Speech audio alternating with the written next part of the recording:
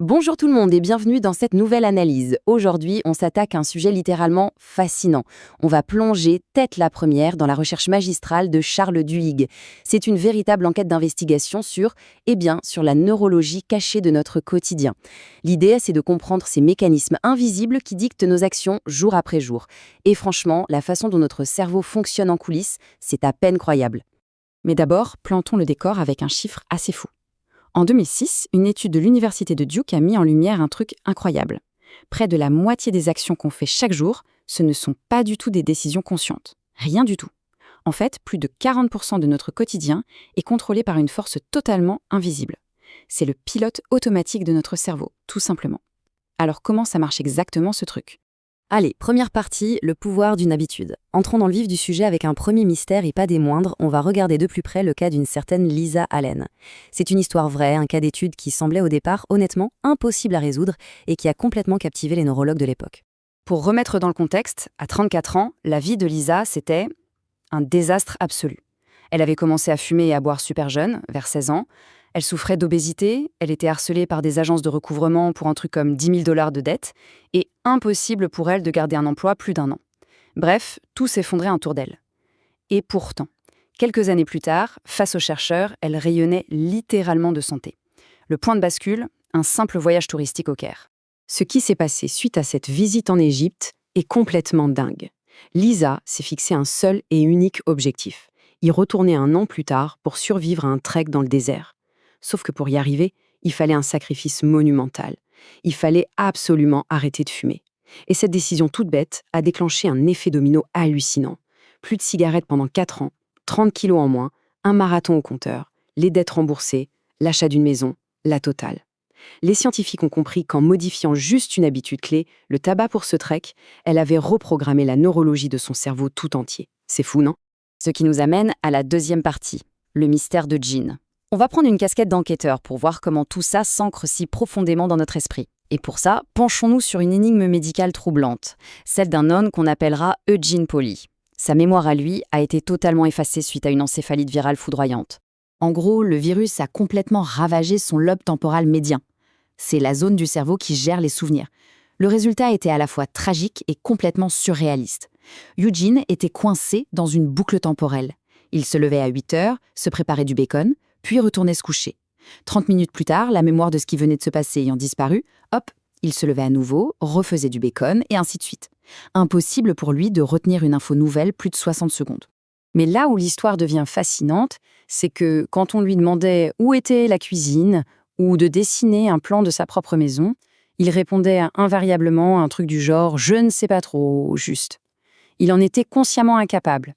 Par contre, au moment exact où son estomac gargouillait, il se levait, traversait la maison, allait dans la cuisine et attrapait un bocal de noix. Zéro hésitation. Il partait même se balader seul dehors et retrouvait toujours sa porte. C'est un comportement absolument impossible à expliquer avec la mémoire classique. Troisième partie, l'expérience du labyrinthe. Face à ce mystère monumental, il faut considérer le cerveau comme une sorte de boîte noire qu'il faut absolument décrypter. Les informations qui guidaient Eugene devaient bien se cacher à quelque part, hein, pas vrai ? Alors, direction les prestigieux labos du MIT, où des chercheurs ont mis sur pied une expérience qui allait tout changer. C'est là qu'on découvre un concept neurologique absolument central, le chunking ou regroupement en français. C'est en fait le processus par lequel notre cerveau convertit une séquence d'actions hyper complexe en une routine fluide et automatique. Et pourquoi il fait ça ? Parce qu'il cherche à économiser un maximum d'énergie. Il essaye de transformer la moindre routine en automatisme pour préserver notre précieuse énergie mentale. Pensons 2 secondes à la conduite automobile. La toute première fois qu'on doit sortir une voiture en marche arrière, c'est le chaos absolu dans notre tête. Ça demande un effort monstre. Mettre la clé, vérifier les 3 rétros, doser l'accélérateur, regarder la rue. C'est épuisant. Mais aujourd'hui, cette myriade de petites décisions se prend dans un silence mental total.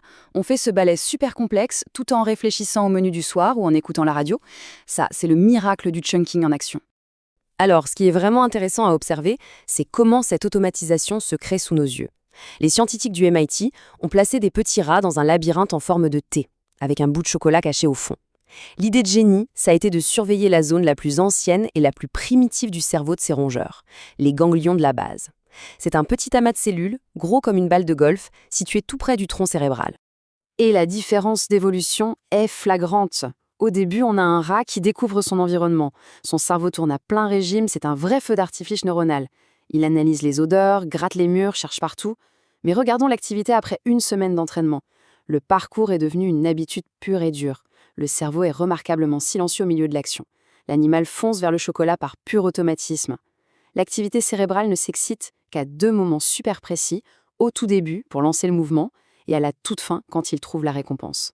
4e partie, la boucle de l'habitude. On arrive au cœur du sujet, le point culminant de toutes ces recherches. C'est l'architecture secrète qui pilote toutes ces actions. C'est exactement le même mécanisme qui explique la course du petit rat, le bocal de noix de Eugene et la renaissance totale de Lisa Allen. Et ce mécanisme, il illustre brillamment ce qu'on appelle la boucle de l'habitude. C'est un cycle en 3 temps, toujours le même. Numéro 1, le signal. Ça peut être une émotion, un lieu, un bruit, qui dit au cerveau « Ok, passe en mode automatique ». Numéro 2, la routine. L'action en elle-même, qu'elle soit physique, mentale ou émotionnelle. Et enfin, numéro 3, la récompense. C'est ce petit shoot de satisfaction qui dit au cerveau « cette boucle est géniale, on la sauvegarde pour la prochaine fois ». Avec le temps, le signal et la récompense fusionnent pour créer une envie quasi irrépressible. Ce qui nous amène à notre 5e et dernière partie, reprendre le contrôle. La leçon la plus importante de cette analyse, et c'est super libérateur, c'est que les habitudes ne sont pas une fatalité. D'accord, une fois formé, le cerveau se met en veille. Mais, à la seconde où on rend cette boucle visible et consciente, on a le pouvoir absolu de la pirater et de la modifier. Pour bien comprendre à quel point ce modèle est puissant, même à très grande échelle, voici une anecdote historique incroyable. À Kufa, en Irak, un major de l'armée a réussi à stopper de violentes émeutes urbaines en utilisant, cette science exacte. Il a repéré la boucle des émeutiers, le signal, un rassemblement sur la place, la routine, l'agitation grandissante de la foule et la récompense, aussi inattendue soit-elle, l'arrivée des vendeurs de kebabs qui nourrissaient tout le monde. La parade du major a été de faire retirer ses stands de nourriture. Le soir venu, sans cette fameuse récompense alimentaire, la foule a tout simplement perdu sa motivation et s'est dispersée dans le calme le plus total. Il a suffi de retirer un élément pour briser une boucle extrêmement dangereuse.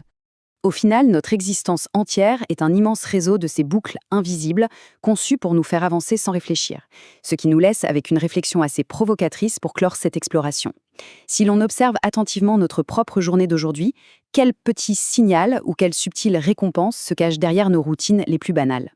En décodant ces automatismes, c'est ni plus ni moins la clé de changements radicaux qui s'offre à nous. De quoi donner envie de creuser le sujet, n'est-ce pas ?